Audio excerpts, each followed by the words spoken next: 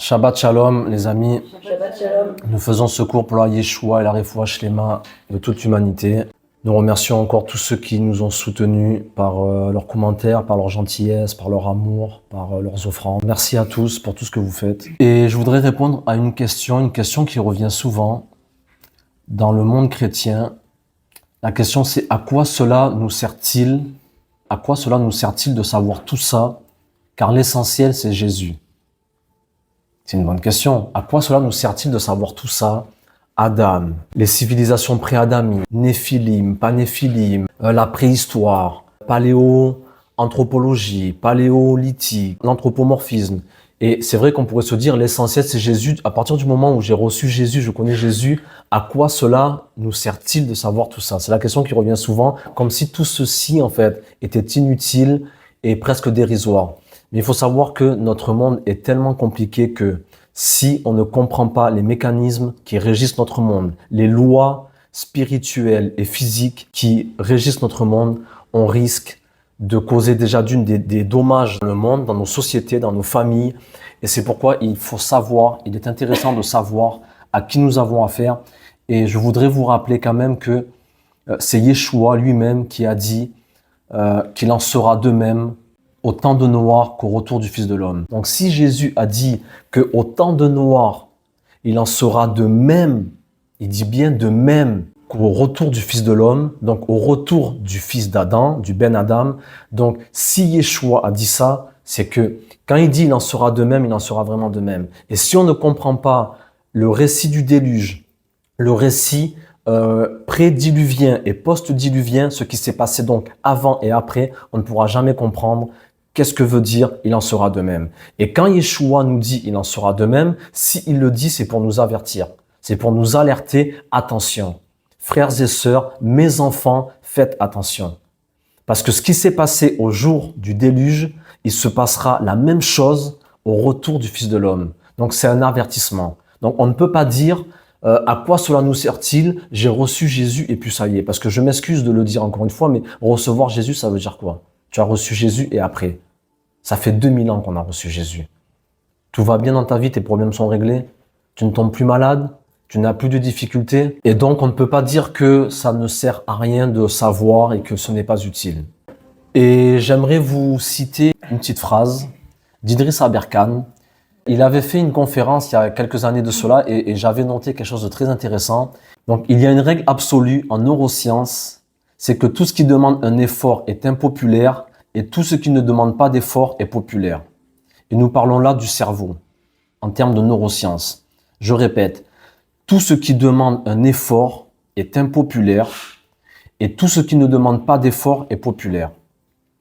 Et notre cerveau, quand il doit choisir entre une narration simple et fausse ou une narration compliquée et vraie, en général, il va choisir la narration simple et fausse. Vous comprenez? C'est-à-dire que moi, souvent, je reçois aussi des messages, je perds les gens. Je perds les gens parce que ce que je dis est trop compliqué. Et c'est là que Idriss Aberkan, quand il dit que justement, que lorsque le cerveau humain perçoit un effort, c'est là qu'on voit que la majorité des gens vont se tourner vers ce qui est simple. Pourquoi? Parce que ça ne demande pas d'effort. Mais est-ce que ça veut dire que parce que ça ne demande pas d'effort et que c'est simple, est-ce que ça veut dire que c'est vrai? Non. Et c'est là que l'on comprend qu'une narration simple et fausse sera bien souvent plus facilement acceptée et tolérée et même intégrée qu'une narration compliquée et vraie. Et ça, c'est un problème. C'est un problème, mais en fait, on nous a éduqués comme ça. Ça demande de la réflexion. Ça demande de la réflexion, ça demande un effort et ça demande parfois même des sacrifices. Alors les gens, qu'est-ce qu'ils font? Faux prophètes, menteurs, et ce que tu dis c'est pas vrai, et c'est pas biblique, et ceci et cela. Parce qu'en fait, il est bien plus facile d'entendre Jésus t'aime. Tu pêches, oh c'est pas grave, tu sais, l'amour inconditionnel de Dieu. Et t'inquiète pas, Dieu est mort pour toi, Jésus a payé à la croix, tout va bien, ne t'inquiète pas. Sauf que permettez-moi de vous dire les amis que tout ne va pas bien parce que nous continuons à souffrir, ça fait 2000 ans. En fait, ce qu'il faut savoir, c'est que donc notre cerveau, quand il doit choisir entre la conformité ou la vérité, il choisit quoi? La conformité. Pourquoi? Parce que si vous avez raison et que vous êtes exclu du groupe, et ça, nous les amis, on l'a vécu. Si vous avez raison et que vous êtes exclu du groupe ou d'un groupe, donc vous avez raison certes, mais vous êtes mort. Pourquoi? Parce que vous êtes exclu. L'exclusion vous tue. Et il faut savoir que dans cette société où la majorité a toujours raison, on va dire, donc quand vous sortez de la majorité, qu'est-ce qui se passe? Vous êtes exclu. Et donc, si vous êtes exclu du groupe, vous êtes seul. Et si vous êtes seul, qu'est-ce qui se passe? Si vous vous retrouvez seul dans une société, aujourd'hui les sociétés, nos civilisations sont grandes, mais à l'époque en fait, dans des micro-villages ou dans des micro-sociétés, que se passait-il? Lorsqu'un homme se retrouvait seul, il se passait quoi? Il était isolé, mais donc il était mort parce qu'il ne pouvait pas donner même de descendance. Admettons que tu fasses partie d'une micro-civilisation de 30 personnes. Les 29 personnes disent la vérité, c'est ça. Toi, tu es seul à remettre en question ce qu'ils te disent. Qu'est-ce qui se passe? Tu es exclu du groupe des 29 personnes. Donc, tu te retrouves seul. Et que se passe-t-il? Tu meurs. Tu meurs, mais sans donner de descendance. Donc, même ta vérité, même si tu as raison, en fait, ta raison, tu vas la transmettre à qui? À personne, parce que tu es seul, tu ne pourras pas te reproduire. Et c'est ce qui s'est passé dans nos sociétés. Et donc, étant donné que cette personne qui a raison a été exclue, donc elle a raison, mais elle est exclue, et donc elle meurt. Donc, il reste qui? Il reste la majorité, les 29. Et eux, les 29, est-ce qu'ils ont raison? Ils n'ont pas forcément raison. Mais comme ils sont restés, eux, ce groupe des 29, donc eux, ils vont transmettre à leur descendance leur conformité, ce qu'on appelle le conformisme. Et donc, cette descendance va vivre dans une société où tu nais et on te dit que la vérité, c'est ça. D'accord? Et donc, nous, aujourd'hui, par définition, nous sommes les descendants de qui? De celui qui a été exclu, qui avait raison, ou nous sommes les descendants des 29 qui avaient tort? Par définition simple, nous sommes les descendants de qui? Eh non, celui qui a été exclu, il est mort, sans donner de descendance. Donc moi je parle en termes général. Donc la généralité là, en fait, elle est descendante de qui? Ce sont les descendants du groupe majoritaire qui avait raison sans avoir raison, en fait. Parce que celui qui avait raison et qui a été exclu, lui, il avait tort pour les autres. Donc, il a été exclu et il est mort. Donc, la majorité des gens là que nous voyons, que nous côtoyons, en fait, ce sont les descendants de ceux qui étaient majoritaires. Et donc, en fait, cette situation se reproduit de génération en génération. Et nous le voyons avec tous les grands hommes dits révolutionnaires. Que s'est-il passé avec eux? Soit ils ont été tués, emprisonnés, en tout cas, ils ont été mis à l'écart et exclus. C'est pourquoi il est très difficile pour nous aujourd'hui d'arriver et de soit donner un enseignement, une pensée qui va à l'encontre de la pensée unique, en fait, de ce formatage intellectuel dont nous sommes victimes. Ils appellent ça complotiste. Oui, voilà, ils appellent ça complotiste. Mais le complotisme, c'est une chose. Mais il faut savoir qu'aujourd'hui, pour tes idées, tu peux être tué, emprisonné et voire même taxé de conspirationniste, de menteur, de faux prophète, tout ce que vous voulez. Donc la conclusion, c'est que la majorité des gens sont descendants de ceux qui font partie du groupe et donc de la majorité. Et c'est pourquoi il est très difficile pour notre génération de s'extraire de cette vérité. Et c'est pourquoi il a été très difficile, même pour vous, d'avoir à faire le chemin que vous avez parcouru, c'est-à-dire à remettre en question l'idéologie qu'on vous a proposée depuis que vous êtes petit. Et aller un peu à l'encontre de ce que vos parents veulent que vous soyez, à l'encontre parfois de ce que même votre conjoint voudrait que vous soyez. Il est très difficile, parce que la majorité a toujours raison. Mais il y a des gens, voilà, comme tu le disais, comme Jésus, qui est venu, mais comme beaucoup d'autres en réalité, les Malcolm X, les Bob Marley, beaucoup, peu importe que ce soit des musiciens, des artistes, des poètes, des écrivains, ce sont des gens souvent qui ont remis en cause la pensée commune, en fait. Et c'est le problème auquel nous sommes confrontés aujourd'hui. En fait, dès que vous allez en opposition contre l'opinion publique ou la pensée religieuse, la pensée communément admise, vous serez automatiquement attaqué, discrédité et combattu. Et ça, il faut le savoir et il faut s'y habituer. Et vous devez savoir que l'homme est donc manipulable et manipulé. Et nous vivons dans une société, et c'est pour ça que là, j'aimerais, avant de rentrer dans le sujet, dans le vif du sujet, parler un peu aussi d'actualité, parce que un croyant ne peut pas que vivre dans son monastère et ne pas se préoccuper du monde laïque et de ce qui se passe à l'extérieur. Parce que ça s'appelle l'égocentrisme et c'est vivre ma petite foi personnelle sans se préoccuper des gens. Mais nous savons qu'aujourd'hui, les gens meurent aux quatre coins du globe, que nous sommes dans ce que Yeshua disait dans des temps où il y aura des guerres et des bruits de guerre. D'accord? Mais ne vous en faites pas, ce n'est pas encore la fin, il faut que ces choses arrivent, etc. En tout cas, aujourd'hui, c'est vrai que nous vivons dans un climat de peur. Et comme on en parlait tout à l'heure, est-ce que tout cela vise seulement à nous faire peur ou est-ce que réellement nous sommes sous une menace de guerre réelle? Moi, je vous donne mon opinion, les amis.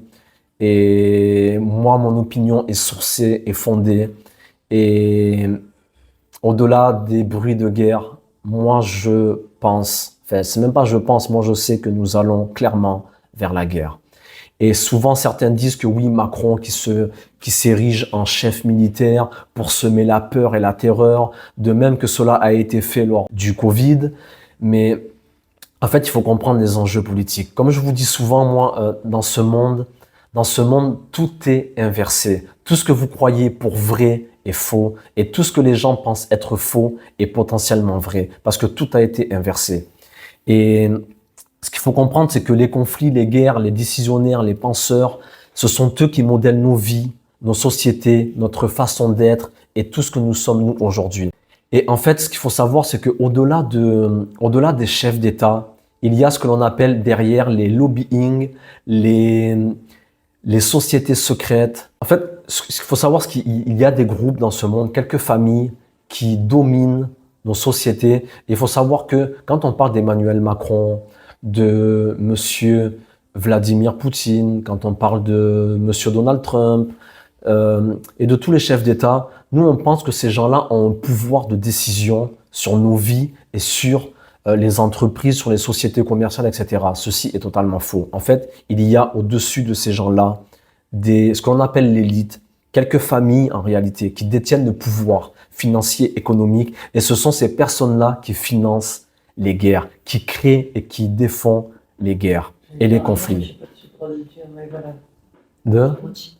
Oui, les Rothschild, tout à fait.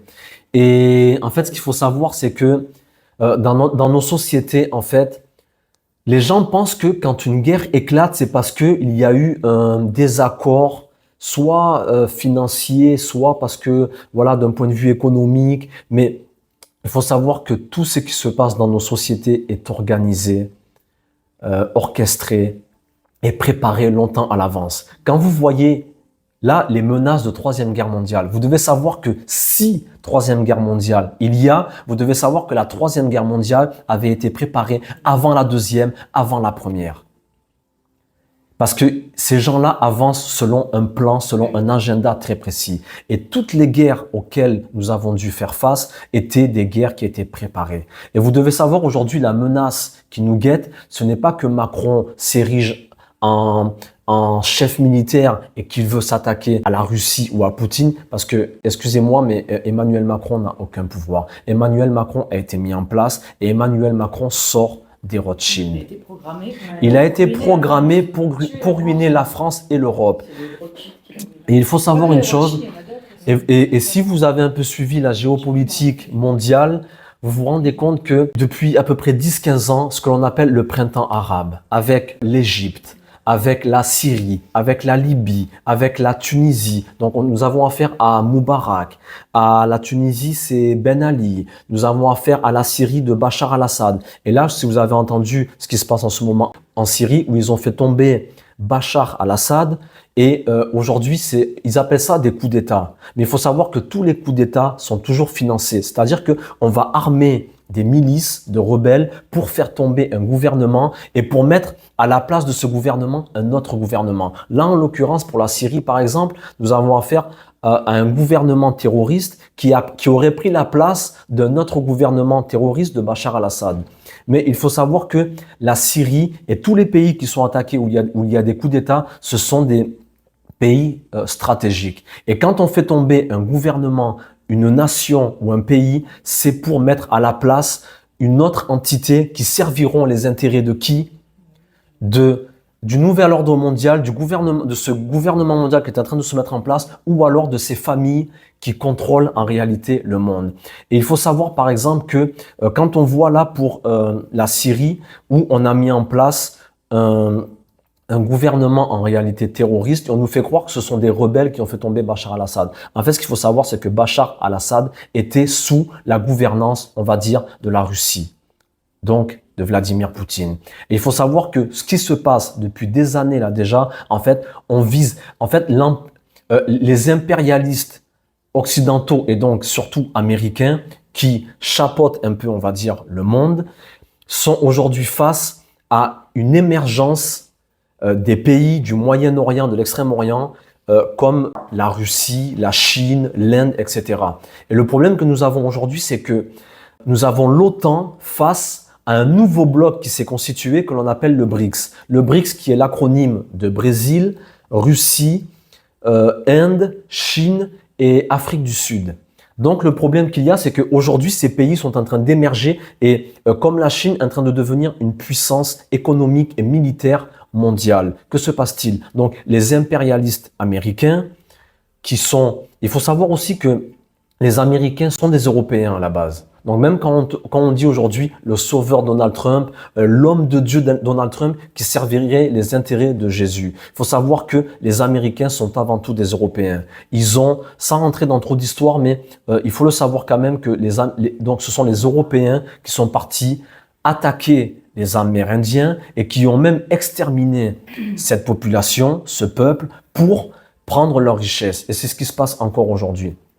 Et donc, le problème auquel nous sommes confrontés, c'est que le bloc de l'OTAN, pour affaiblir ce nouveau bloc qui s'est formé, qui est le BRICS, en fait, que font-ils? Ils se sont servis de l'Europe et en particulier de l'Ukraine pour affaiblir le bloc russe et faire tomber la Chine. Comme, pardon, mais la Roumanie aussi.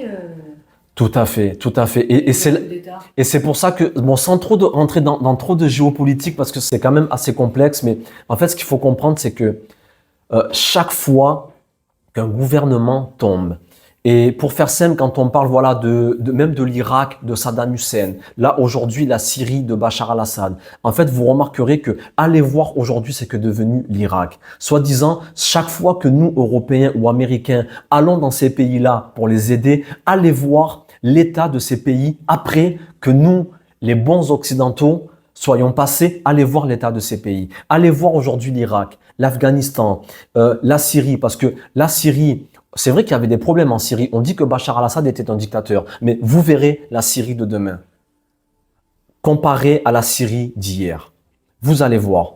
Et vous devez savoir que tous ces groupes terroristes, mais ce que je dis là, ce ne sont pas des inventions, c'est sourcé. Tout ça est clair, acté et formel en fait. C'est clair et net. Et nous savons que tous ces groupes terroristes qui renversent des États sont financés et par la Turquie, et par l'Angleterre, et par la France, et par les États-Unis, et tous ces pays-là qui n'ont qu'un seul objectif, c'est mettre en place ce gouvernement mondial. Donc, quand on parle de peur, qu'on veut semer la peur dans l'esprit des gens pour les contrôler, ça c'est vrai. Mais guerre, il y aura. Pourquoi? Parce que toutes ces guerres sont prévues.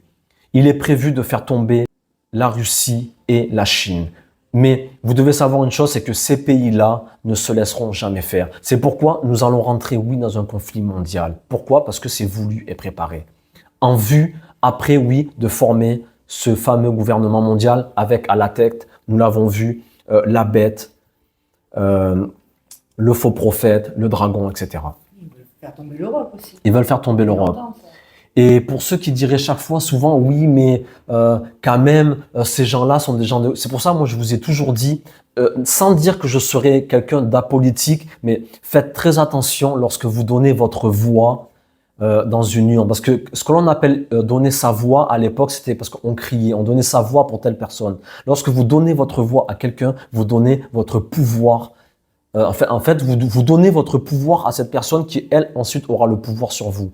Et c'est là que je vous dis, faites très attention parce que dans ce monde, tout est inversé et vous ne savez pas à qui vous donnez vos voix. Pour ceux qui ont voté pour Macron, pour Hollande, pour Sarkozy ou qui votent pour Trump, etc., etc., vous devez savoir que tous ces gens-là sont mis en place.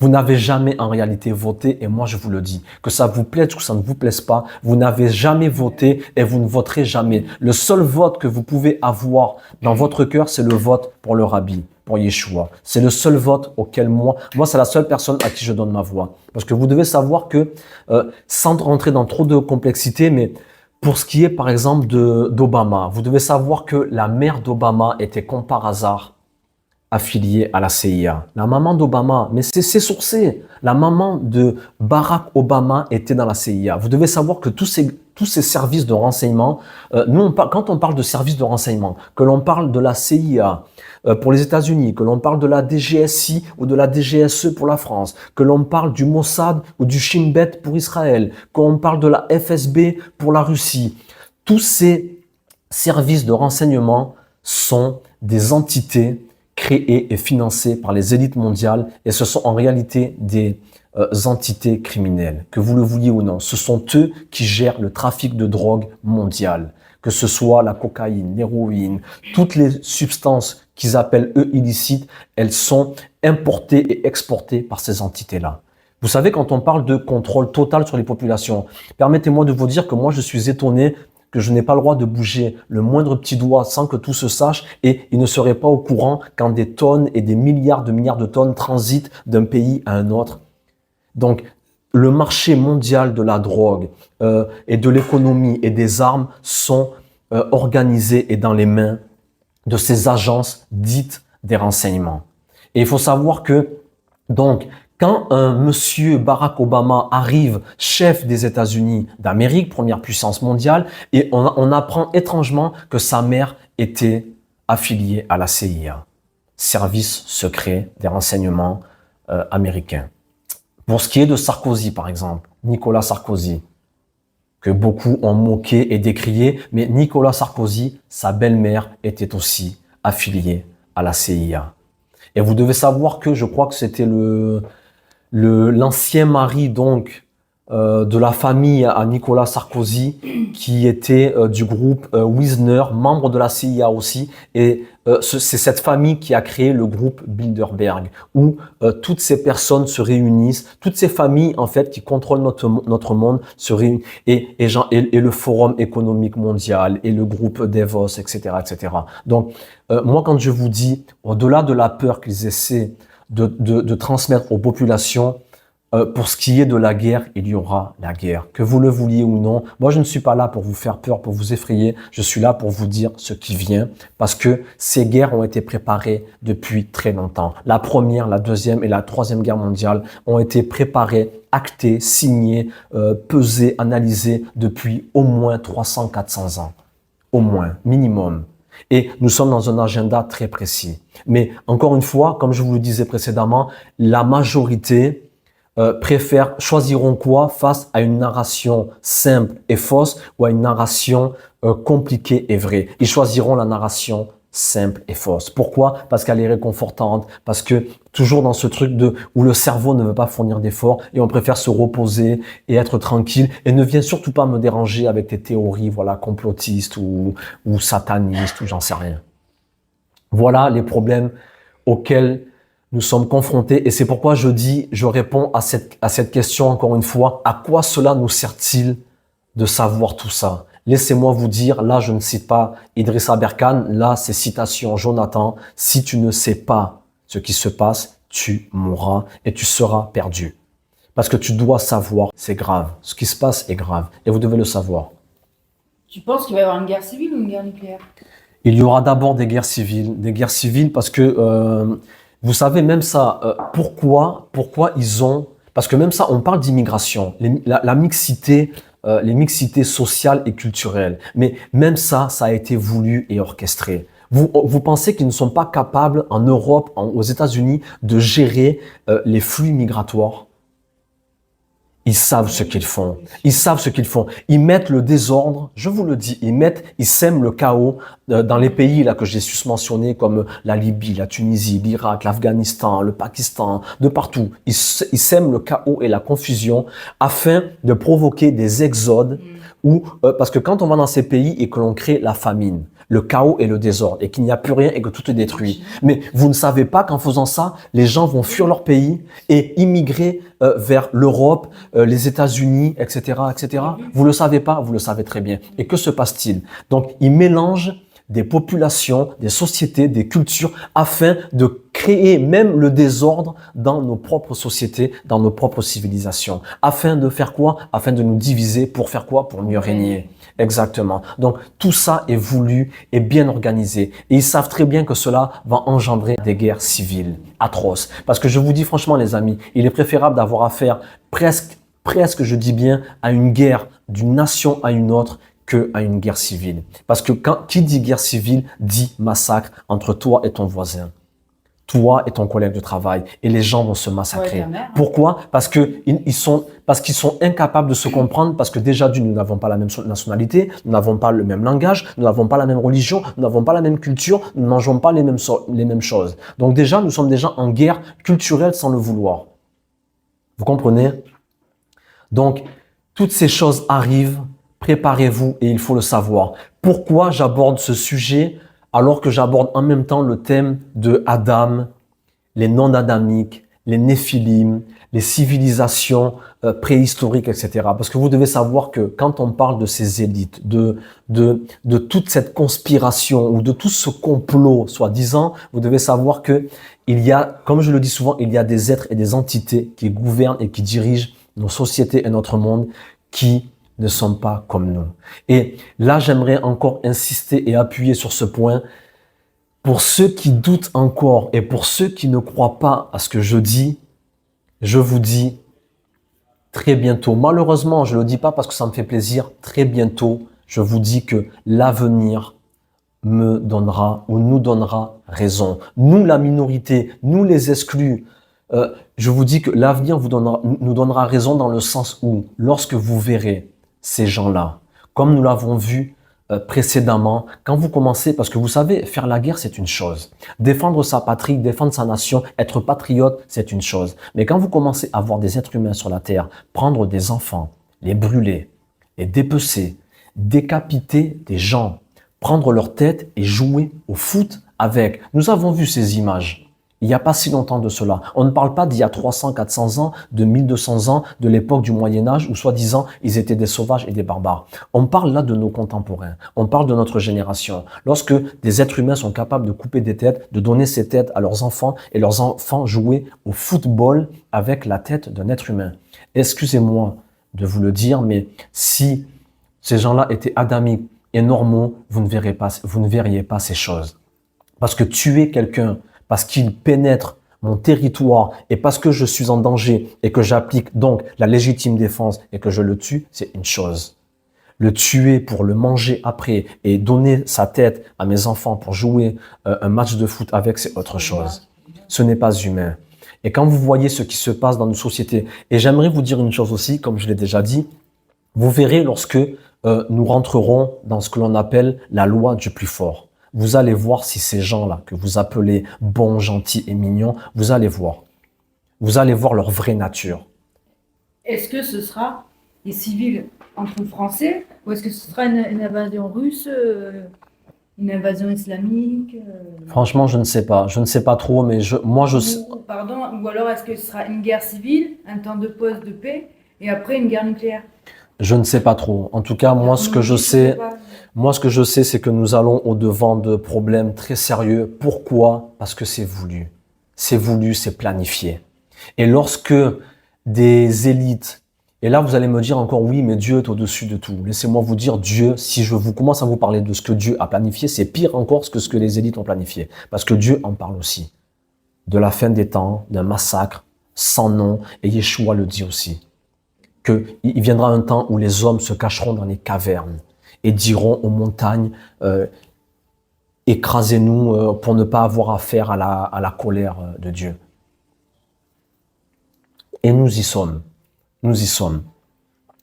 Donc le thème du jour pour continuer dans ce que nous avions évoqué, c'est parce qu'on parle toujours de Néphilim. Aujourd'hui, nous allons rentrer dans quelque chose d'un peu plus précis parce que les Néphilim, ça veut dire quoi? Tous les hommes de Dieu que vous verrez généralement vous parlent les Néphilim, les géants. Vous avez déjà entendu parler, les Néphilim, les géants. Mais il n'y a pas que les Néphilim. Et là, le thème, c'est Néphilim, Anakim, Réphaïm. Comment les reconnaître? Comment les reconnaître? Parce que, et là, ce n'est qu'une petite portion des êtres qui vivent au milieu de nous et qui vivent avec nous. Comment les reconnaître? Parce qu'il y a une quantité en réalité. Et tout ce que je dis là et ce que je vais dire là est biblique. Il y a une quantité d'êtres en réalité qui peuplent notre terre qui ne sont pas des êtres adamiques. Je le répète et je l'assume. Et tout ceci est biblique. Donc le thème Néphilim, Anakim, Réphaïm, comment les reconnaître? Et à quoi cela sert-il de savoir tout ça? Ça sert à justement les reconnaître. Et si tu ne sais pas ça, tu vas peut-être demain matin épouser un Anakim, un descendant d'Anak. C'est peut-être trop tard et c'est peut-être déjà fait. Non, mais en tout cas, pour répondre à la question, à quoi cela sert-il? Moi, j'ai Jésus. Mais moi, j'ai remarqué une chose. Ton Jésus, il t'a pas empêché de te tromper dans ton mariage, de te tromper dans tes affaires, de te tromper dans les projets que tu as eus il y a 20 ans ou que tu as pour 20 ans dans l'avenir. Donc, à quoi cela sert-il? Cela sert à être prudent et à reconnaître, à savoir à qui tu as affaire. Et même pour la fin des temps, à pas faire confiance à n'importe qui aussi. À pas faire confiance à ces gens qui...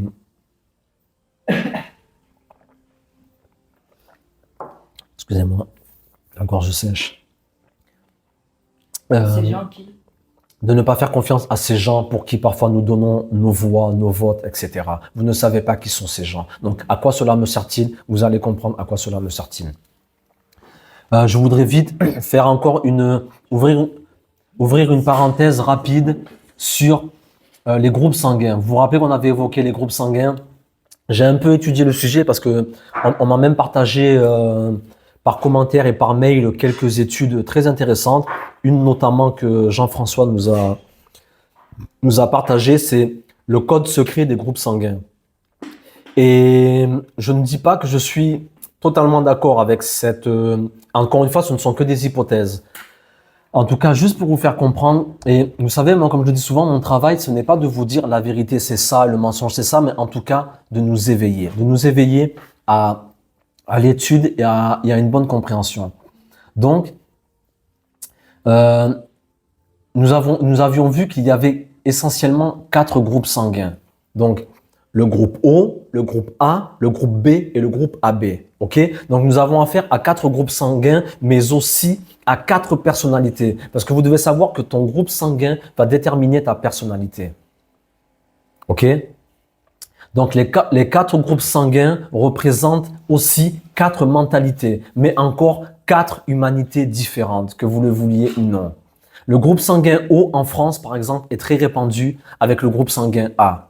Mais il y a des régions du monde, c'est pour ça que je vous dis que même ça, quand vous étudiez ça, vous vous dites, mais il y a quelque chose qui ne va pas. Avec cette histoire qu'on descend tous d'Adam et Rava et qu'il n'y a qu'une seule humanité.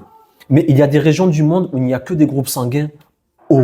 En particulier chez les aborigènes de Nouvelle-Zélande, amérindiens, papous, ils sont tous du groupe sanguin O. Pourquoi? On descend tous d'Adam et Ève. Ils ont tous cette caractéristique d'être des personnes qui ont gardé un style de vie paléolithique. Leur nourriture est celle des chasseurs-cueilleurs et ils ont un mental qui n'a rien à voir avec les gens du groupe sanguin A, qui eux sont très majoritaires en Europe du Nord. Donc question, que se passe-t-il lorsqu'un parent est de groupe O et l'autre de groupe A? Le groupe O, c'est le mental de l'homme préhistorique. Le groupe A, c'est le mental de l'agriculteur. B, c'est le mental du nomade. Et plus rare, le groupe AB, c'est le mental mixé forcément du groupe A et du groupe B. Ok? Et si une personne est du groupe O, les deux parents sont généralement O. A, au moins un des deux et A ou les deux. B, la même chose. Et AB, un parent A et un parent B. Ok? Donc la question que je répète, c'est si Adam et Ève sont les fondateurs de la dite humanité que nous sommes, et la seule et l'unique, donc Adam et Ève, ce sont deux personnes. Mais les Écritures nous disent que Ève, Rava, est sortie de Adam. Vous savez ça. Rava est sorti de Adam. On voit que l'Éternel Dieu plongea Adam dans un profond sommeil, il retira une code. Bon, tout ça, ce sont des codes. Et il forma Rava. Donc, Rava sort de Adam. Donc, on devrait juste avoir un groupe sanguin. Et vu que nous sommes leurs descendants, donc pourquoi y a-t-il autant de groupes sanguins? Vous êtes d'accord avec moi? Si Rava sort de Adam, Rava a le même groupe sanguin que Adam, parce que c'est la même personne. Mais nous sommes face à plusieurs groupes sanguins, à plusieurs humanités, à plusieurs mentalités, etc., etc. Et donc, on en revient toujours à ce fameux problème. Que s'est-il passé? Que se passe-t-il? Et la Bible, bizarrement, nous parle, à un moment donné, au chapitre 6 de Bereshit, de la Genèse, de Néphilim, des fils d'Élohim, d'êtres, de créatures dont on ne maîtrise pas vraiment l'origine, dont on ne maîtrise pas vraiment ni les objectifs et les prétentions, qui se sont mélangés aux filles des hommes et d'où est né et d'où sont nés des géants. Et là, on commence à comprendre qu'il y a eu une anomalie et des problèmes. Mais pour en revenir à notre problématique, laissez-moi vous dire que, par exemple, pour tous les gens qui ne croient pas, les incrédules, si moi, aujourd'hui, je n'avais pas une preuve biblique et que je venais là, aujourd'hui, à vous dire oui, mais vous savez qu'en réalité, il y a eu des géants avant, qu'il y a des anges ou des êtres, on ne sait pas venus d'où, des extraterrestres, donc, parce qu'ils ne viennent pas de la Terre. Donc, qu'on le veuille ou non, ce sont des extraterrestres. Ce sont des êtres qui sont extérieurs à la Terre, ok? Et qui seraient venus et qui auraient trouvé les filles des hommes belles, qui les auraient donc convoitées, connues et engendré donc des races de géants. Mais si ce n'était pas écrit dans la Bible, là, est-ce que vous me croiriez? Vous me diriez, Jonathan, tu es fou. Mais sauf que là, moi je vous le dis, c'est écrit et vous dites, bon, ok, mais lorsque je commence à aller un peu plus loin pour vous dire que, mais attention, la Bible ne dit pas que ça.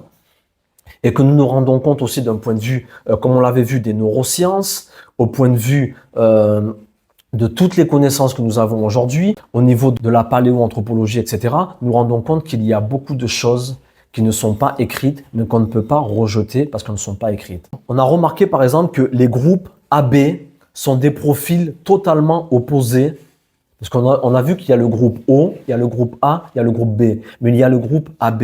Et ça a été étudié et prouvé. Les groupes sanguins AB sont des profils totalement opposés car ils ont en eux deux opposés. Parce qu'ils ont en eux le groupe A et le groupe B. Ils sont souvent très malheureux. Ce sont des gens que personne ne comprend. Et il a été prouvé que les schizophrènes seraient d'ailleurs majoritairement AB. Donc même le groupe sanguin que tu as peut engendrer un conflit même dans ton mental, au niveau cognitif, etc. Il y a d'autres choses, t'as A, t'as plus, Positif. à moins. On va en parler. Mais donc, voyez que même quelqu'un qui est de groupe AB, en fait, il est déjà lui-même en conflit avec lui-même. Pourquoi? Parce qu'il est de groupe A et de groupe B. Parce que ce sont en réalité deux natures différentes, mais qui constituent un seul être. Les Rhésus auraient aussi une influence très importante. Et à savoir, par exemple, pour ceux qui disent qu'on est tous pareils, on sait par exemple que quelqu'un qui est de groupe sanguin O, on peut transfuser son sang à quasiment tout le monde. Mais en revanche, A tue B et B tue A. Donc si vous transfusez du sang A à un B, vous le tuez. Pourquoi? Pourquoi? Tu prends le sang d'un A, tu le transfuses à un B, tu le tues. On ne peut pas transfuser n'importe quel sang à n'importe quelle personne, à n'importe quel groupe. Pourquoi? Et vous allez me dire que nous sommes tous des mêmes humanités et que nous sommes tous pareils. Je vous avais déjà prouvé que Dieu ne fonctionne pas comme l'homme aimerait que Dieu fonctionne. De la même manière que dans tous les règnes, il y a des êtres totalement différents, pourtant appartenant au même règne, c'est la même chose dans le règne humain.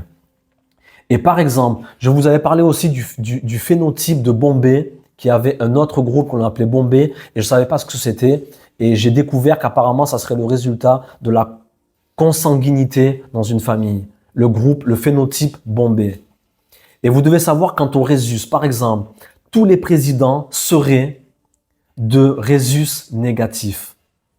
Donc, à moins, ou ils seraient tous de Rhésus négatifs, comme Hitler, entre autres. Ils sont choisis. J'ai pas dit ils sont élus, ils sont choisis en fonction de leur Rhésus. La CIA, particulièrement, s'intéresse de très près aux Rhésus négatifs, car ils connaissent leur disposition à avoir des dons parapsychologiques. Et les chefs d'État, généralement, ou les grands dirigeants de ce monde, généralement, je dis pas que c'est une loi, mais généralement, ils sont de Rhésus négatifs. Et donc, même ça est étudié et surveillé par la CIA, et on choisit des gens par rapport, parce que ton groupe sanguin va déterminer ta personnalité, ta mentalité, ton caractère, etc., etc. Et je ne parle même pas, comme j'en parlais encore récemment avec une sœur qui pose tout le temps des questions, et c'est vraiment passionnant, Caroline, je crois. Et là, je ne parle que des groupes sanguins. C'est pour ça que les histoires là de religion, de Jésus, arrêtez avec ça. L'être humain est un être complexe. Arrêtez de rechercher la simplicité parce que votre cerveau veut juste en fait se prélasser au bord d'une plage et boire des cocktails et manger des McDonald's. Il faut arrêter avec ça. Notre monde est compliqué, l'être humain est compliqué, et je vous parle même pas des influences astrales, cosmiques, des lettres chacune des lettres qui constituent notre prénom, etc., etc.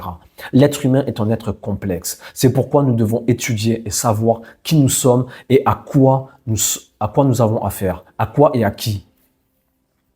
Et par exemple, on a remarqué aussi que les Juifs, par exemple, aussi, sont principalement de Rhésus négatifs, et toutes les royautés le sont aussi, et c'est ce qui est appelé le sang bleu.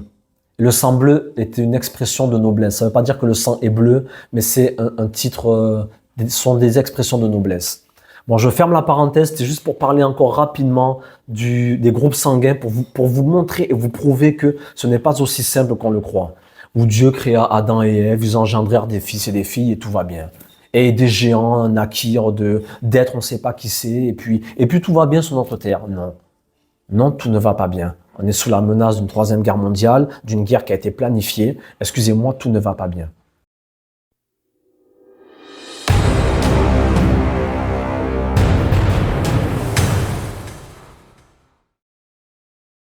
Pour revenir à notre thème, Genèse chapitre 6 et au verset 4.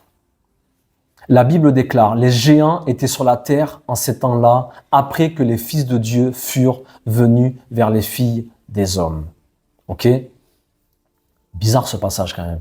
Les géants étaient sur la terre en ces temps-là, après que les fils de Dieu furent venus vers les filles des hommes. Ça, c'est la version Louis II.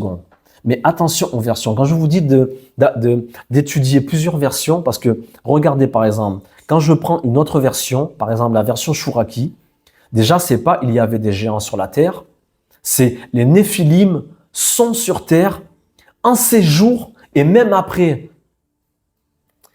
Je reprends la version Louis II, la version la plus communément admise, la plus lue, la plus simple en fait. Voilà les choses simples que les gens aiment. Les géants étaient sur la terre en ces temps-là, après que les fils de Dieu. Donc, sous-entendu que les géants étaient sur la terre après que les fils de Dieu étaient descendus. La version Chouraki nous dit: les Néphilim sont sur terre en ces jours, présentement, et même après, quand les fils d'Élohim viennent vers les filles du glébeux, donc Adam, elles enfantent pour eux. Ça, c'est la version Chouraki. Donc, ils étaient là avant et ils étaient là aussi après. Donc, il y avait même, et même dans d'autres versions, on le voit, que sous-entendu qu'en réalité, il y avait des géants, non pas après que les Néphilim, parce que les Néphilim, c'est une catégorie d'êtres, mais il y a beaucoup, c'est pour ça que généralement on parle que des Néphilim, mais il y a beaucoup de catégories d'êtres humains, et je vous avais dit que Dieu créa Adam et 14 espèces humanoïdes, et notre planète, excusez-moi de le dire, mais a été visitée par des êtres et des entités à plus d'une reprise, plus d'une fois. Donc, il y avait des géants en ces jours-ci, du temps d'Adam, et ce fut le cas aussi après que les fils d'Élohim descendirent sur la terre, virent que les filles des hommes étaient belles et qu'ils enfantèrent d'elles donc des géants. La question c'est, pour en revenir encore à Matthieu 24, ce qui est arrivé à l'époque de Noé arrivera de même au jour du Fils de l'homme. Mais est-ce qu'on nous parle juste du déluge? Non. Non, parce que déjà Dieu a promis qu'il ne ferait plus de déluge et il a mis en signe de cette alliance l'arc-en-ciel. En signe de cette alliance, il a dit « Je mettrai un arc-en-ciel pour me souvenir de ne plus détruire la terre par les eaux du déluge. » Donc, quand Yeshua, le rabbi, nous dit « Ce qui est arrivé à l'époque de Noach arrivera de même. » On ne nous parle pas du déluge. Sinon, même Yeshua aurait dit il y aura la même chose, Dieu détruira encore la terre par les eaux. Il aurait pu le dire. Mais il dit « Il se passera, il arrivera de même. » Ça veut dire quoi? Est-ce que Yeshua nous parle juste aussi qu'il y aura que très peu de personnes qui seront sauvées, qui seront des rescapés du déluge? Oui et non. Yeshua, quand il dit ce qui est arrivé à l'époque de Noé arrivera de même, c'est que tout ce qui s'est passé à l'époque de Noé arrivera de même. Et Yeshua aurait pu nous parler aussi d'une autre époque. Il a très explicitement dit à l'époque, au temps de Noé, de Noach. Et que s'est-il passé au temps de Noach? Nous voyons que, 1. Toute créature était pervertie. Les fils de Dieu identifiés à des anges étaient sur la terre, ayant pris des formes humaines. Donc nous voyons que les fils de Dieu cohabitent avec les fils et les filles des hommes. Et nous voyons donc que ces anges ont en plus la capacité de donner naissance à d'autres créatures qui ne leur ressemblent pas. Ce qui peut donner, bien entendu, aussi naissance donc à diverses humanités, à divers groupes sanguins et à divers problèmes. Et nous voyons que, par exemple, Luc est un peu plus précis. Luc, au chapitre 27, « Ce qui arriva du temps de Noé arrivera de même au jour du Fils de l'homme. Les hommes mangeaient, buvaient, se mariaient et mariaient leurs enfants jusqu'au jour où Noé entra dans l'arche. Le déluge vint et les fit tous périr. Les fit tous périr. Ce qui arriva du temps de Lot arrivera pareillement. Les hommes mangeaient, buvaient, achetaient, vendaient, plantaient, bâtissaient. Mais le jour où Lot sortit de Sodome, une pluie de feu et de soufre tomba du ciel et les fit tous périr. Et les fit tous périr. Il en sera de même le jour où le Fils de l'homme paraîtra. Il en sera donc de même où le Ben Adam, le fils de Adam, paraîtra. Ok? La Bible est claire. Donc, ce qu'il faut comprendre, là, aujourd'hui, nous allons un peu étudier rapidement, parce que c'est un sujet très complexe, mais qui sont les Néphilim et comment les reconnaître? Parce que les Néphilim, en fait, le terme Néphilim, c'est un terme, on va dire, générique, mais qui englobe beaucoup de notions et beaucoup de caractéristiques. Les Néphilim étaient des géants très puissants, mais vous devez savoir que lorsque la plupart des serviteurs parlent toujours des Néphilim, mais en réalité, ils ont 7 noms dans la Torah. Et ça, c'est écrit dans la Torah, dans les textes, dans la Bible, c'est écrit. Ils ont 7 noms, Néphilim, Emim, Zanzumim, Rephaim, Avim, Giborim et Anakim. Mais pourquoi ils ne s'appellent pas tous pareil? Parce que vous devez savoir que quand on appelle par exemple un éléphant, éléphant, et un hippopotame, hippopotame, ils sont tous deux des mammifères, mais en réalité, l'hippopotame a une caractéristique qui lui est propre, et l'éléphant a ses propres caractéristiques. Ils n'ont pas les mêmes comportements, ils ne mangent pas forcément la même chose, ils ne vivent pas forcément dans le même milieu, un autre vivra dans le milieu aquatique, un autre sur un milieu plutôt terrestre.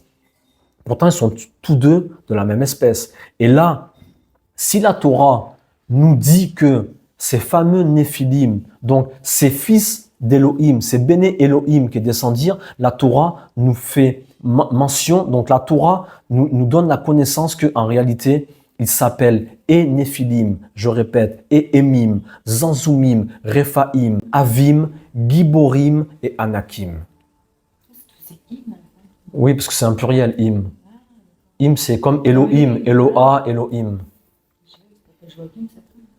Donc, ils étaient tous mécréants comme l'indique leur nom, Néphilim. Il faut savoir que Néphilim signifie littéralement les tombés. C'est-à-dire ceux qui ont fait tomber le monde et qui sont tombés du monde. C'est ça que ça veut dire Néphilim. Quand on dit Néphilim, c'est de Néphel, ceux qui sont tombés. Ils sont tombés, ils sont descendus. Ce sont des êtres qui avaient une stature, mais de même que Adam. Quand on dit Adam, la faute d'Adam, Adam est tombé. Adam était à un statut, il était à un niveau et il est tombé. Mais en fait, il est tombé d'un monde à un autre monde. Il est tombé, même si on pourrait le dire, d'un monde qu'on pourrait appeler haut astral à un monde bas astral. Il a perdu son influence, il a perdu sa lumière. Et il a été revêtu d'un vêtement de peau, d'un vêtement de chair en réalité. Ok ? Mais donc, ces êtres que l'on appelle Néphilim, ce sont des tombés. Ils sont tombés, ils sont descendus, mais ils sont tombés. Ils se sont dégradés. Et donc, c'est tout ça, en fait, dans les codes, c'est ce que l'on appelle le grand mélange. C'est-à-dire que dans notre monde, pour répondre encore à la question, et j'insiste, à quoi cela me sert-il de connaître ces choses? Parce que moi, j'ai Jésus. Laissez-moi vous dire que tu vis dans ce que l'on appelle un grand mélange. Ou ce que l'on appelle encore dans les termes codés, le Erev Rav. Nous sommes face à un grand mélange. Et à quoi cela me sert-il de savoir tout cela? Cela va me servir à ne pas m'associer à n'importe qui, que ce soit dans les affaires, dans le couple, dans la vie, dans l'économie, dans tout ce que tu veux. À faire attention avec qui tu parles, à qui tu dis quoi, avec qui tu fais quoi. Parce que notre monde est compliqué.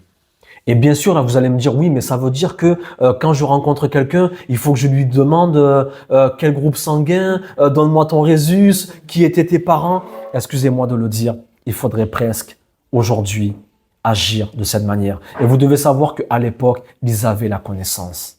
Ils avaient la connaissance. Ils savaient telle tribu, ils savaient remonter l'ancestralité des personnes avec qui on mariait un tel et un tel. Et là, vous allez me dire, oui, mais les trucs ancestraux, on mariait les mariages arrangés ou forcés. Non. En réalité, on savait cette personne-là, par exemple, cette jeune fille, on connaissait sa lignée.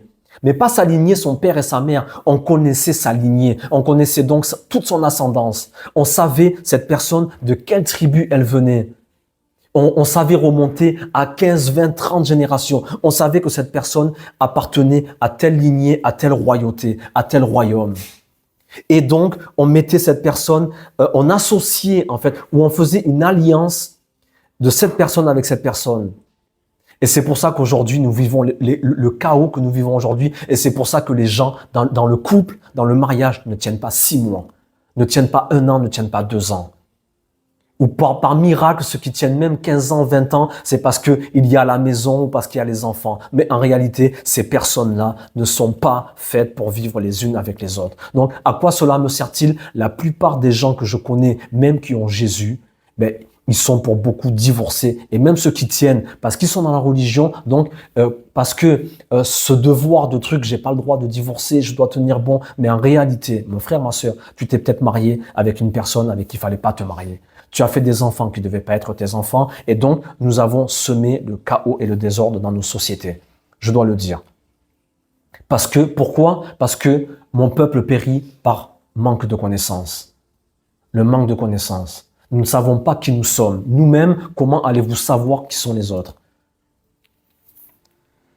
Donc, le grand mélange est composé de 5 espèces de peuples que nous côtoyons, avec qui nous cohabitons. Donc, les Néphilim, qui sont les déchus, les Giborim ou les héros, les Anakim ou les géants, les Amalekim, qui sont eux les descendants d'Amalek, petits-fils d'Ésaü. Lorsque nous avions vu précédemment que Dieu a dit « J'ai aimé Jacob, j'ai détesté Ésaü », Esav, ce sont des codes. Ce sont des codes. Donc, Néphilim, Géborim, Anakim, Réphaïm et Amalekim. Vous devez savoir que ces 5 peuples, je répète, Néphilim, Giborim, Anakim, Réphaïm et Amalekim. Là, quand vous voyez ça, vous voyez 5 noms. Vous devez savoir que ces 5 noms, faisant référence à 5 peuples et donc à 5 mentalités, à 5 caractéristiques, forment l'acrostiche Négara. Quand vous prenez chacune des premières lettres de ces 5 peuples, nous avons l'acrostiche Négara, qui signifie quoi? Mauvaise affection. Et il s'agit de 5 peuples symbolisant 5 défauts majeurs que vous pourrez retrouver chez certaines catégories d'individus, de politiciens, d'élus, de patrons, de collègues, de directeurs, non, mais même de collègues dans l'entreprise, d'amis de quartier, dans le voisinage, des caractéristiques, parce que en fait, ces peuplades-là, comme je vous disais, quand vous prenez chacune des premières lettres de ces peuplades, nous avons l'acrostiche qui forme le mot négara, qui signifie mauvaise affection, donc des mauvaises caractéristiques. Et encore une fois, ça ne veut pas dire que parce que un tel a tel trait de caractère, lui c'est un anakim. Mais en fait, ce sont des tendances. Parce que quand on parle de grand mélange, ça veut dire que tout a été mélangé. Ne rentre pas après en disant mais mon mari en fait lui il est néphilim, il est giborim, parce que lui il a tout en fait. Vous devez savoir que avec le grand mélange que nous formons, nous pouvons. Mais si tu vois que cette caractéristique est un peu trop manifeste chez un individu, il est fort probable. Encore une fois, vous connaissez ma Torah, je ne fige pas, on ne fige pas. Mais si cette expression est un peu trop manifeste chez un individu, tu peux être quasiment certain qu'il est habité par cette entité ou qu'il a ça en lui, en fait, dans ses gènes. C'est étrange, je dis, parce que c'est tout ce que j'étudie en ce moment sur les psychopathes. Oui, mais parce que c'est très intéressant, c'est très intéressant. C'est tout ce qu'il dit. C'est très intéressant. Ce que j'ai étudié la semaine dernière, cette semaine, ça a tout en rapport avec ce qu'il dit, c'est bizarre. Pourtant, on ne s'était pas parlé sur ça. On avance. Donc les néphilim ou les anges déchus, leur caractéristique est la sexualité. Mais pas la sexualité dans la sainteté, dans les choses normales. La sexualité, mais de manière violente ou dépravée. Donc les néphilim, leur caractéristique, c'est la sexualité. Lorsqu'ils ont été incarnés dans des corps humains, ce sont eux qu'on dit qu'ils ont découvert que les filles des hommes étaient belles et ils se sont mis à les poursuivre, mais à les poursuivre avec violence. Ensuite, nous avons les giborim, dits les forts. Leur caractéristique à eux, c'est l'orgueil. L'orgueil. Qui paie... Non, s'il vous plaît. Non, il faut être concentré parce que ce sont des enseignements très poussés. Donc, les giborim, dits les forts. La caractéristique est l'orgueil. Ils paient des fortunes pour que leur nom soit gravé partout. Quand je dis l'orgueil, c'est pas forcément. Là, on parle vraiment d'être d'entité particulière. C'est pas forcément le gars qui a un peu d'orgueil, parce que tout le monde a de l'orgueil, tout le monde peut avoir un penchant sexuel déviant. Mais là, on parle de choses. C'est un peu comme Donald Trump, où il y a son nom partout, quelque part. Non, mais un peu comme beaucoup, Un exemple. Voilà. Les Anakim et les Réphaïm, dits les grands, leur caractéristique à eux est la médisance. Ceux qui disent du mal des gens et de la Torah sans l'avoir pénétrée ni comprise. Je répète, les Anakim et les Réphaïm, dits les grands, qui se prennent pour des grands. Eux, leur caractéristique, c'est la médisance. Ce sont ceux qui disent du mal des gens, donc d'autrui, et de la Torah, ou de ceux qui étudient la Torah sans l'avoir pénétrée ni comprise. Ensuite, nous avons les Amalekim, les descendants d'Amalek. Leur caractéristique à eux est la haine, la jalousie et l'envie. Et ils ont la haine absolue d'Israël. Amalek, nous le savons, est l'ennemi éternel d'Israël. Et il y en a aussi à l'intérieur du peuple d'Israël. Quand on dit ennemi d'Israël, ça ne veut pas dire à l'extérieur d'Israël, ça veut dire à l'intérieur même du peuple d'Israël. Et ça, le Rav Dinovitch en parlait souvent. Refoua Shlema pour lui, en passant. Le Rav Dinovitch en parlait souvent du Erev Rav, que les plus grands ennemis en réalité du peuple d'Israël sont à l'intérieur même du peuple d'Israël. Un gouvernement. Et eux, ce sont ce qu'on appelle les Amalekim. Bon, on avance, on essaie de faire vite. Ainsi, le Erev Rav s'est donc greffé au peuple d'Israël et il n'est plus possible, a priori, de définir de façon précise qui en fait partie. Mais vous devez savoir que le peuple d'Israël, c'est le microcosme du monde. Donc, quand on parle du Erev Rav au sein du peuple d'Israël, vous devez savoir que c'est le même principe au sein des nations, où tout est mélangé et on ne peut plus savoir, on ne peut plus distinguer qui est qui fait quoi. Mais en étudiant les secrets de la Torah, et donc les secrets du ciel, nous sommes en mesure quand même de comprendre qui sont ces espèces, quelles sont leurs caractéristiques, et nous sommes donc en mesure de faire attention avec qui nous associons dans la vie. Et vous remarquerez que Jésus, Yeshua, lui, il en parlait dans d'autres termes, parce que Yeshua, nous l'avons vu, il ne parlait qu'en parabole, il ne parlait que de manière codée. Mais Yeshua, par exemple, il dira les boucs et les brebis. Il dira le blé et l'ivraie. Il dira les vierges folles et les vierges sages. Donc, il parlait en code, mais Yeshua, dans ses paraboles, il parlait toujours en fait de gens qui se ressemblent. Mais toi, en réalité, dans le champ, si tu mets l'ivraie et le blé, tu ne sauras pas les distinguer. Tu ne sauras pas les distinguer. Toi, tu vas avoir du blé dans le champ. Mais il y en a un, c'est de l'ivraie, il ne produira rien. L'autre, c'est le blé, il produira. De même que les vierges sages et les vierges folles. Elles sont toutes vierges, les 10. Mais il y en a 5 qui sont appelées folles, 5 qui sont appelées sages. De même que les boucs et les brebis, etc., etc. Tu ne sais pas reconnaître. Mais Yeshua en parlait. Et pour vous prendre la parabole, rapidement, Matthieu chapitre 13, du verset 24 à 30 et 36 à 43, il leur proposa une autre parabole et il dit: le royaume des cieux est semblable à un homme qui a semé une bonne semence dans son champ. Mais pendant que les gens dormaient, son ennemi vint, sema de l'ivraie parmi le blé. L'ennemi y vint et sema de l'ivraie parmi le blé. Et s'en alla. Lorsque l'herbe eut poussé et donné du fruit, l'ivraie parut aussi. Les serviteurs du maître de la maison vinrent lui dire: Seigneur, n'as-tu pas semé une bonne semence dans ton champ? D'où vient-il donc qu'il y a de l'ivraie? Il leur répondit: c'est un ennemi qui a fait cela. Et les serviteurs lui dirent: veux-tu que nous allions l'arracher? Non, dit-il, de peur qu'en arrachant l'ivraie, vous ne déraciniez en même temps le blé. Laissez croître ensemble l'un et l'autre jusqu'à la moisson. Et à l'époque de la moisson, je dirai au moissonneur: arrachez d'abord l'ivraie et liez-la en gerbe pour la brûler, mais amassez le blé dans mon grenier. Verset 36. Alors il renvoya la foule et entra dans la maison. Donc, vous voyez, Yeshua, encore une fois, parlait en parabole. Mais sois clair, s'il te plaît. Jésus, sois clair avec les gens. Pourquoi tu parles en code et en parabole pour qu'ils ne comprennent pas? Nous avions vu précédemment, de peur qu'ils comprennent et qu'ils ne soient sauvés. Étrange. Il renvoya la foule et entra dans la maison, au verset 36. Ses disciples s'approchèrent de lui et dirent, donc Yeshua, il avait son cercle, il avait ses intimes. Et à eux, il révélait les secrets du ciel. Mais c'est pour ça que je vous dis, tous les évangiles sont codés. Et je me languis le jour où nous allons commencer à étudier vraiment les évangiles et décoder un peu les évangiles.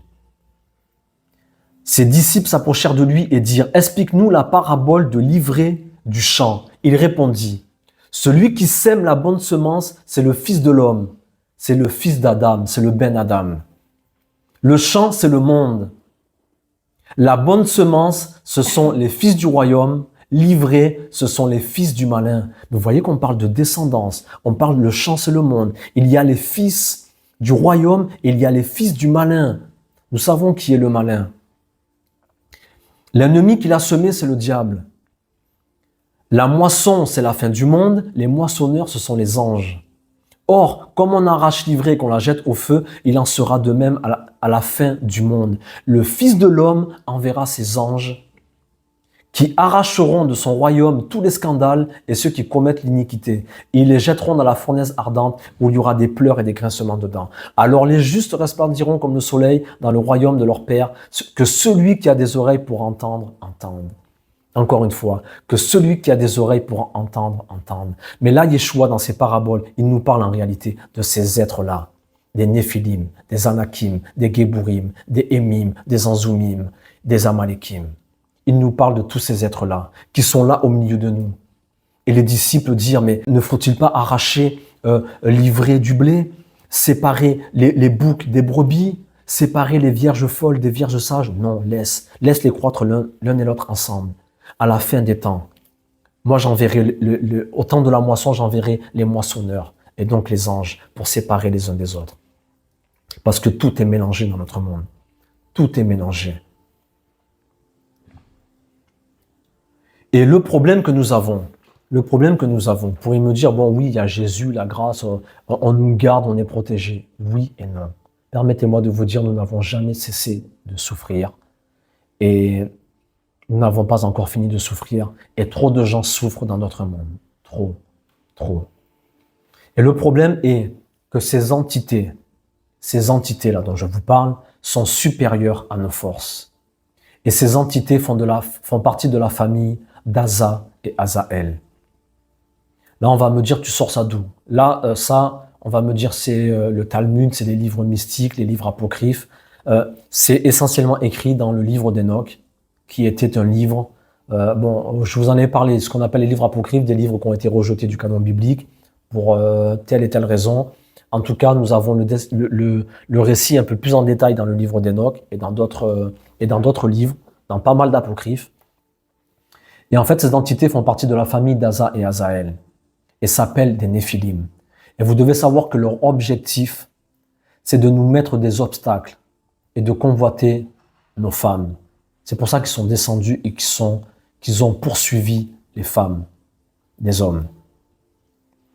Alors naît une émotion nocive appelée convoitise et jalousie.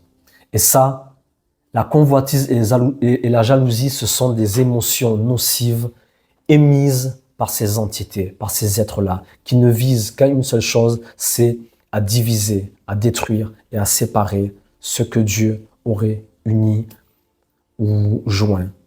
Ok? Ça, ce sont les Néphilim. Une autre famille s'appelle, là je vous donne tout ça il faudra le revoir, le réécouter pour vraiment bien comprendre, parce que je sais que c'est profond et malheureusement par faute de temps, je ne peux pas trop détailler, mais une autre famille s'appelle Giborim. Ils nous induisent à rechercher les honneurs. Donc ce sont tous des êtres qui sont là et qui influencent le monde par les énergies en fait qui les constituent. Donc, ils nous induisent à rechercher les honneurs. Et toute personne qui recherche les honneurs, vous pouvez être sûr qu'elle est habitée par les Giborim. Si ce ne sont pas carrément eux-mêmes des Giborim. D'accord? Une autre famille s'appelle les Amalekim. Eux font tout leur possible pour que vous ne puissiez pas étudier les secrets de la Torah. Ce sont eux qui s'opposent à ce que nous étudions les secrets du monde. Les Amalekim, eux, ils s'opposeront toujours à ce que vous étudiez les secrets du ciel. Une autre famille est appelée Anakim. Eux dispensent la haine gratuite. Et il y en a beaucoup dans ce monde. Ce sont les gens qui vont te faire du mal ou te mépriser gratuitement. Et il y en a beaucoup dans ce monde. Tu ne sais même pas pourquoi, comment. Ils t'aiment juste pas, ils te détestent, ils détestent tout le monde. Puis la famille des Réphaïm, eux, maudissent et jettent le mauvais œil. Ainsi, ils nous dégradent. Donc vous voyez que c'est très compliqué dans le sens où tous ces êtres-là sont descendus sur la terre, des hommes, et ils se sont mélangés aux filles des hommes, et ils ont constitué des peuples et des civilisations qui perdurent et qui perdurent et qui perdurent, et qui détruisent notre monde. Et leur seul objectif, c'est de nous empêcher de grandir, de nous conscientiser, de savoir qui nous sommes, d'évoluer, etc., etc. Et même quand toi-même, parfois, tu as tes combats intérieurs pour t'approcher de Dieu, pour aller vers le baptême, pour te libérer de tes folies, de tes péchés, de tes angoisses, de tes peurs. En fait, ce sont ces forces-là qui travaillent dans le monde et qui opèrent. Et ces forces-là travaillent déjà. Nous savons que nous sommes dans une société pyramidale où il y a la masse et il y a les têtes en haut qui dirigent. Nous le savons. Et il faut savoir que ces élites-là, ils ont créé un système comme eux, ils sont en haut, ils ont créé tous des systèmes pour atteindre tout le monde, que ce soit au travers de la télé, des médias, des films, Hollywood, les Disney, les publicités, ton mari, ton ami, ton entreprise. Ils ont gangréné le système afin que tu sois continuellement, en fait, sous l'influence de ces êtres-là qui, eux, en réalité, sont en haut, mais en réalité, ont laissé leurs traces et leurs semences dans toutes les sphères de la société. Et c'est pour ça qu'ils ont créé des loges, des cercles, des milieux. Et nous voyons que nos sociétés sont gangrénées par toutes ces caractéristiques-là. Et c'est pour ça que nous avons du mal et que nous avons ces combats et contre le mauvais œil, et contre la jalousie, et contre les malédictions, et contre l'orgueil, et contre et ceci et cela. Toutes ces forces, toutes ces énergies qui polluent notre vie sont émises par ces entités-là, qui peuplent notre terre. Et on parlera dans la suite des temps de ces fameux géants qui auraient dû normalement disparaître avec le déluge. Parce que, mon Dieu, je ne comprends pas, tu envoies un déluge pour tout détruire, mais nous voyons que après le déluge, il y a encore autant de géants, voire plus. Donc, juste pour finir sur la question que j'avais posée précédemment dans les cours précédents, donc, qui est entré dans l'arche? Parce que la Bible nous dit que sont entrés dans l'arche 8 personnes. Noé, sa femme, ses 3 fils et les 3 fils et les 3 femmes de ses fils. Donc, ce qui nous donne un total de 8. Et moi, je vous disais que Dieu avait créé Adam, que Dieu avait créé d'autres espèces, qu'il avait créé des animaux, nous l'avions vu, mais qui n'étaient pas réellement des animaux, qui étaient des êtres dits animaux, mais qui n'étaient pas comme Adam, mais ils n'étaient pas non plus les animaux que l'on voyait dans Genèse chapitre 1. Je ne sais pas si vous vous rappelez, ça remonte un peu. Et donc, moi, je vous disais que potentiellement, il n'y avait pas que Noah, sa femme, ses 3 fils et les 3 filles de ses fils qui étaient entrés dans l'arche, mais qu'il y avait aussi d'autres êtres qui étaient rentrés dans l'arche. Et moi, je vous disais notamment que pour moi, on le voit clairement que, bon, là, après, il faudrait rentrer dans des choses un peu complexes, mais nous le voyons dans tous les cas que des néphilim ont subsisté après le déluge. Donc, à quoi a servi le déluge? Ça, c'est une grande question. Et nous voyons qu'après le déluge, il y avait encore plein d'êtres humains partout sur la terre, des civilisations qui se sont bâties très rapidement, alors que sur la terre, soi-disant, il n'y avait personne. Il n'y avait plus personne parce que Dieu avait tout détruit.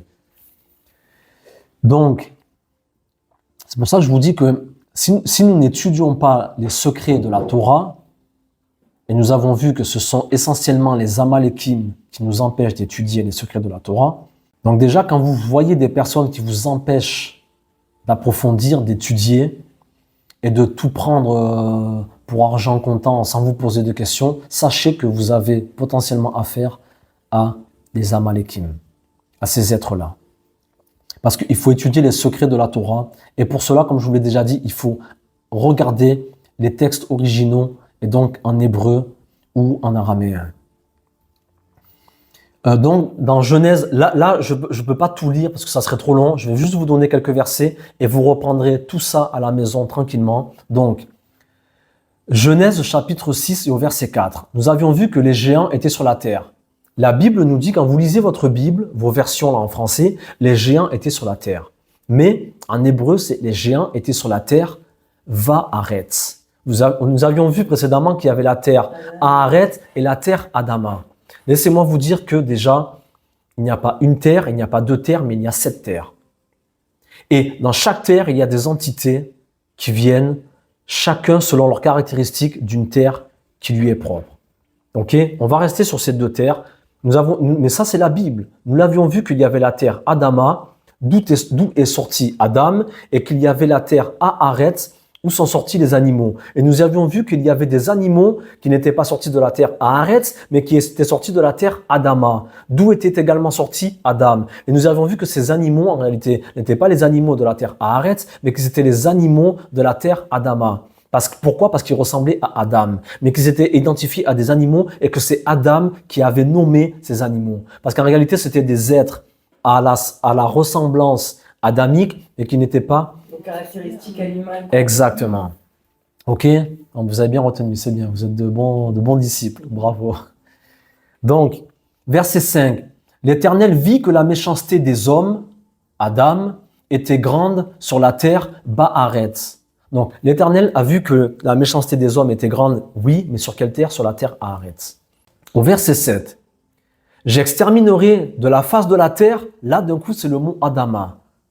Adama. Donc, j'exterminerai de la face de la terre, Adama, l'homme Adam, que j'ai créé depuis l'homme Adam jusqu'au bétail. Écoutez bien, là c'est là que ça devient intéressant. Jusqu'au bétail, aux reptiles et aux oiseaux du ciel, car je me repens de les avoir faits. Mais question, pourquoi tu te repens déjà d'avoir fait? Que tu te repens d'avoir fait l'homme parce qu'il fait le mal, d'accord? Mais tu te repens d'avoir fait le bétail, les reptiles et les oiseaux du ciel. Mais là, nous voyons que ce bétail, ces reptiles et ces oiseaux du ciel, ils seront exterminés et ils viennent de la terre Adama. Donc, on voit que dans le verset 7, là, au verset 7, c'est « J'exterminerai de la face de la terre, pas à Aretz, mais à Adama, l'homme que j'ai créé, mais depuis l'homme jusqu'au bétail, aux reptiles et aux oiseaux. » Et vous allez voir dans tout le récit du chapitre 6, du chapitre 7, du déluge et de l'arche, vous allez voir que Dieu ne fait que, le récit là, où on voit que Dieu ne fait que se répéter en fait. Il nous dit là, bétail, reptiles, oiseaux, hommes. Et après, il dit encore à Noé, en fait, avec le bétail. Mais en fait, quand vous voyez les termes, un coup, ça nous parle des animaux de Haaretz, et après, ça nous parle des animaux de Adama. Et nous savons que Dieu n'est pas quelqu'un qui veut combler le vide, ou parce qu'il ne sait pas quoi dire, alors il se répète, comme nous le faisons parfois, où nous nous répétons pour que l'homme comprenne bien. Dieu, quand il parle, il parle. Quand Dieu te répète au verset 7, qui te dit l'homme, l'arche, le bétail, les reptiles, les oiseaux du ciel, pourquoi au verset 9, par exemple, tu vas me répéter la même chose? En fait, tu ne m'as pas répété la même chose. Tu m'as répété la même chose, mais sur un autre plan, sur une autre dimension. On avance. Verset 13. Alors Dieu dit à Noé, ouais, j'ai fini bientôt. Alors Dieu dit à Noé, la fin de toute chair est arrêtée par devers moi, car ils ont rempli la terre de violence. Mais là, cette fois-ci, c'est encore la terre à Haaretz. On n'est plus dans la terre à Adama, que j'exterminerai. Donc, voici, je vais les détruire avec la terre à Haaretz. Verset 14, fais-toi une arche. Là, j'ai pris que les morceaux qui nous intéressent pour les traductions. Mais vous relirez tout le contexte avec ça. Mais nous, on n'a pas Non. le moteur dans... Non, mais moi, je mettrai les versets comme je fais toujours. Et vous pourrez voir après dans vos Bibles avec tout le contexte. Verset 14, fais-toi une arche. Là, maintenant, Dieu, il dit à Noah, fais-toi une arche. Verset 18, moi, j'établis mon alliance avec toi. Tu entreras dans l'arche, toi et tes fils, ta femme et les femmes de tes fils. Déjà, la question, on sait que Noé était un juste devant l'Éternel. Mais on ne sait pas qui sont ses fils en vrai.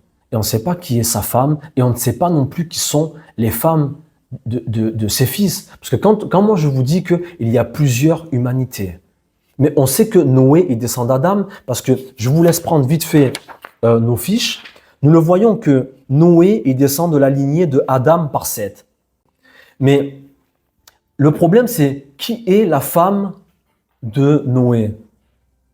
On ne le sait pas en vrai. Et qui sont les filles des fils de Noé? On ne le sait pas non plus. Et vous devez savoir une chose, c'est écrit dans Bereshit Rabbah. C'est un midrash. Dans Bereshit Rabbah, il est dit que, donc dans la tradition orale, que la femme de Noé, elle s'appelle Naama, et qu'elle est la fille de Lémec. Maintenant, je vais vous montrer, je vais vous donner un secret, les anomalies que nous avons avec la lignée de Caïn et la lignée de Seth. Reprenez vos fiches, et là, vous voyez que nous avons au centre, en haut, Adam. D'un côté, nous avons la lignée de Seth, et regardez, en bas, nous avons Lémec, qui donnera naissance à Noach. Mais quand nous prenons la lignée de Caïn, nous avons aussi Lémec, mais qui donnera une autre descendance. Et là, nous voyons en bas, en dessous de Tubal-Caïn, nous voyons Naama. Et vous vous rappelez, le cours précédent, j'avais parlé de Tubal-Caïn. C'est ce fameux nom qui est prononcé dans les loges de la franc-maçonnerie, parce que c'est un nom de code. Pour passer d'un niveau à un autre niveau, il y a des noms de code, etc. Tubal-Caïn. Et nous savons que la lignée de Caïn, qui a donné naissance aux femmes caïnites, toutes ces femmes-là peuplent notre terre jusqu'à aujourd'hui. Et en fait, Naama, on nous dit que Naama, mais pour ceux qui ne connaissent pas les codes, on nous dit que Naama, c'est la fille de Lémec. Mais quand tu ne connais pas qu'il y a Lémec de la lignée de Seth, mais il y a aussi Lémec de la lignée de Caïn. Toi, tu penses que Naama, elle vient de Lémec, et donc que Noach était avec une femme, donc adamique. Sachez une chose, Noach était avec une femme qui s'appelait Naama, descendante de Lémec, oui, mais Lémec qui descendait de Caïn. Donc Naama était une Caïnite et Naama était la sœur de Tubal-Caïn. Et tout ça, ce sont des codes.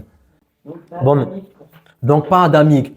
Et donc, même les fils de Noé, donc les fils de Noé, si la femme de Noach n'est pas adamique, donc qui sont les fils de Noé? Avec non adamique, noir, il n'y a pas Ils de peuvent l'être quand même. Non, mais les ça- enfants. Comment? Ils peuvent être quand même adamiques. Ils peuvent être Oui. en partie adaptés, mais ça, nous allons le voir que lorsque, après, ça on le verra la semaine prochaine, lorsque Noach sort de l'arche après le déluge avec ses fils et ses filles, nous voyons que Noach plante une vigne directe, vigneron, tu vois, dans l'âme. Il plante une vigne, il boit, il s'enivre, il se saoule, et là, en fait, il se retrouve nu dans sa tente, Noach.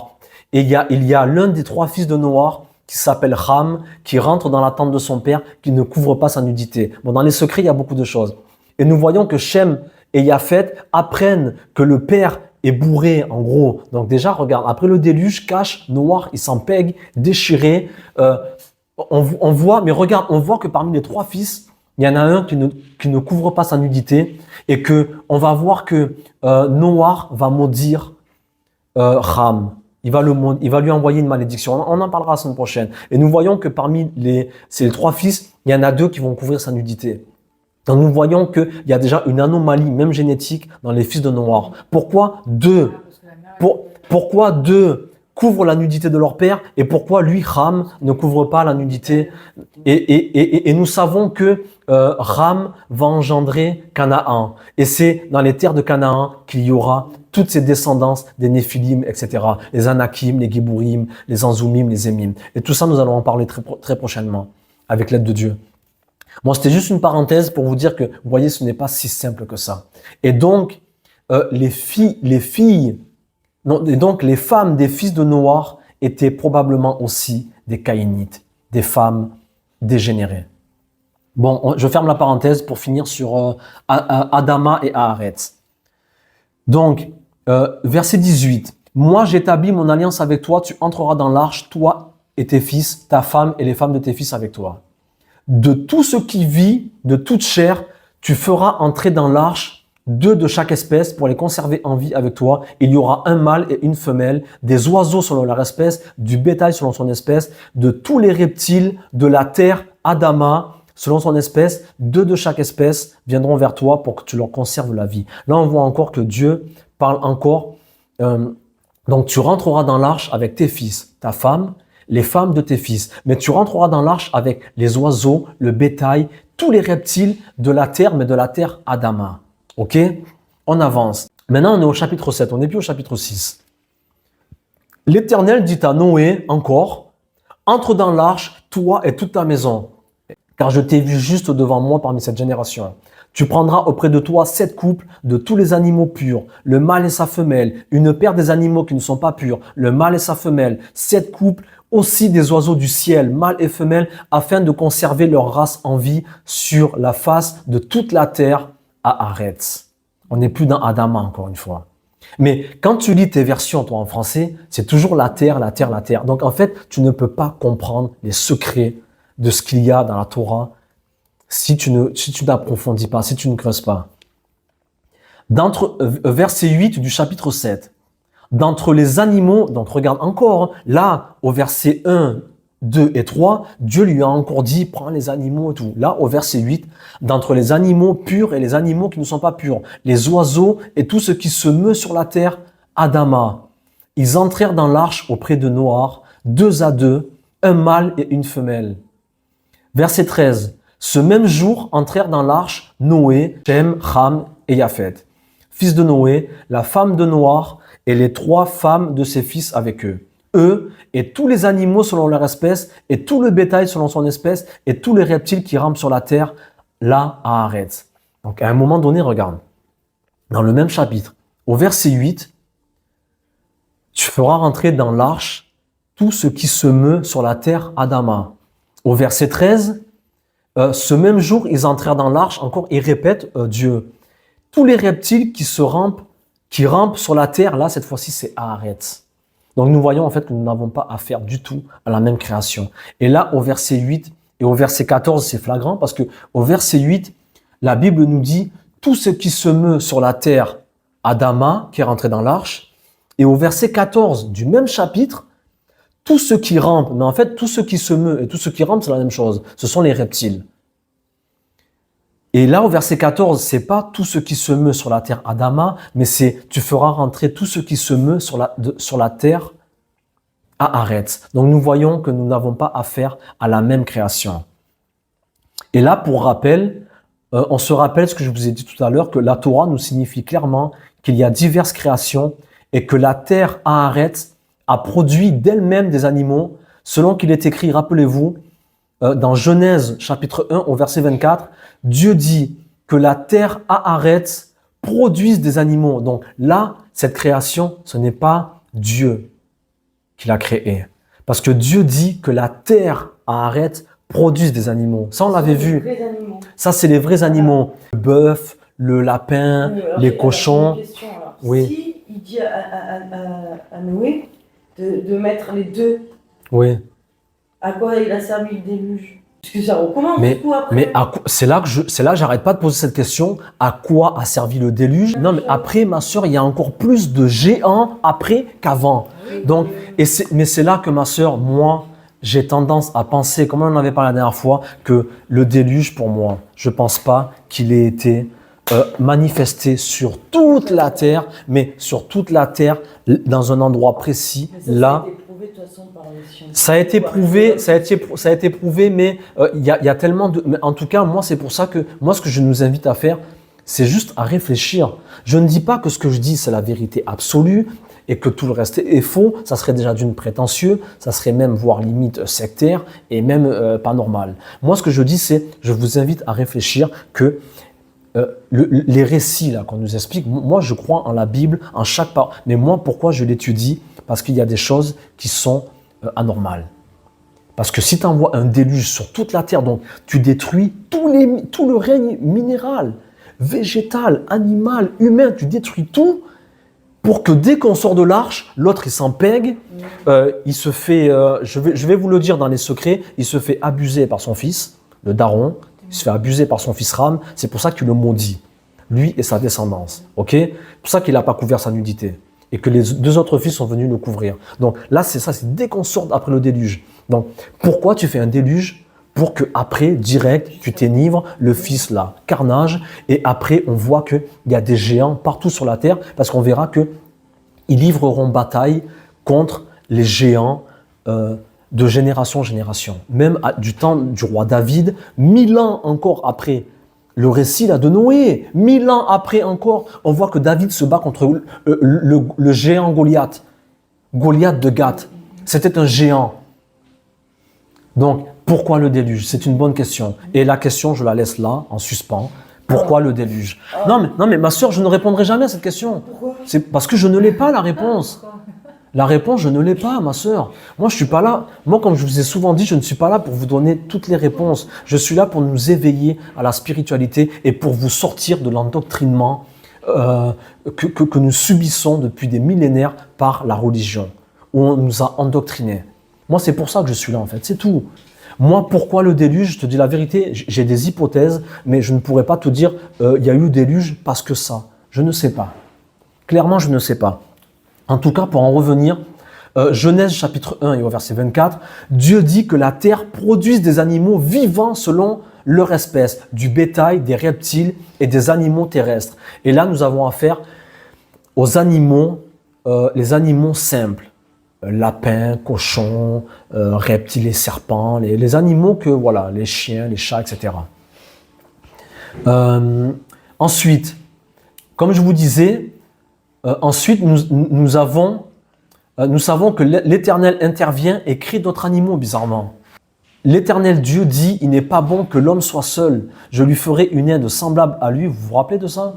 Et l'Éternel Dieu forma de la terre, cette fois-ci, Adama, tous les animaux. Donc, on n'est plus dans Genèse chapitre 1 et au verset 24. Dieu dit que la terre produise des animaux. Et la terre a produit des animaux chacune selon leur espèce. Et là, on voit que l'Éternel Dieu forma de la terre tous les animaux des champs, les oiseaux du ciel, etc., etc., mais de la terre Adama. Mais on les appelle des animaux. Et nous avions vu que ces animaux-là, ce n'étaient plus les animaux, lapins, cochons, etc. C'était des hommes comme nous, enfin à peu près comme nous, mais en tout cas avec les caractéristiques des autres animaux du niveau inférieur.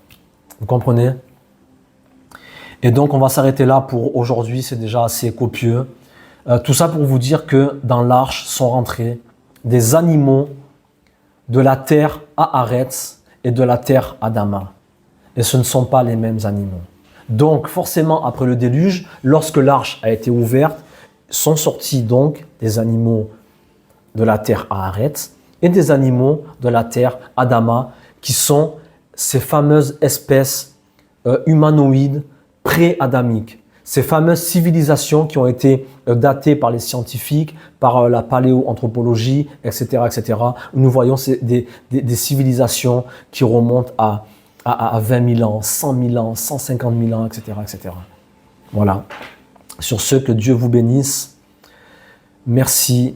En avance, Bezrat Hashem. Shalom à tous. Shavua Tov. À très bientôt.